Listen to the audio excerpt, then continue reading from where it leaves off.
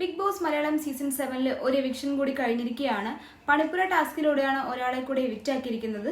Task എങ്ങനെയാന്ന് വെച്ചാൽ ഓരോ കണ്ടസ്റ്റൻസിന്റെ ഫേസും പസിൽസിന്റെ പീസിലായിരിക്കും അവിടെ ഉണ്ടാവുക. അത് അഡ്ജസ്റ്റ് ചെയ്ത് അവരുടെ ഫേസ് കറക്റ്റ് ആക്കി വെക്കണം. ആർക്കാണോ അത് കംപ്ലീറ്റ് ചെയ്യാൻ പറ്റാതിരുന്നത് അവരായിരിക്കും എവിക്റ്റ് ആയി പോവുക. അവിടെയുള്ള എല്ലാ കണ്ടസ്റ്റൻസിനും ആ ഒരു ടാസ്ക് ചെയ്യുമ്പോൾ നല്ല പേടിയുണ്ട്. എന്നാലും അവർ പറയുന്നുണ്ട് ഇതുവരെ എത്തിയില്ല, ഇനി എന്തായാലും കുഴപ്പമില്ല എന്നുള്ള രീതിക്കും അവർ പറയുന്നുണ്ട്. അങ്ങനെ ഈ സീസണിലെ അവസാന എവിക്ഷനിൽ പുറത്തു പോയിരിക്കുന്നത് നൂറയാണ്. അങ്ങനെ നൂറ എവിക്റ്റ് ആയതും അനുമോൾ ഓടിച്ചെന്ന് കെട്ടിപ്പിടിക്കുന്നൊക്കെ ഉണ്ട്. നൂറയ്ക്ക് അത്ര വലിയ താല്പര്യമില്ല, എന്നാലും ഹഗ്ഗിയൊക്കെ ചെയ്തിട്ടുണ്ടായിരുന്നു. അനുമോൾ അതിനുശേഷം സോറി എന്ന് പറയുന്നുണ്ട്.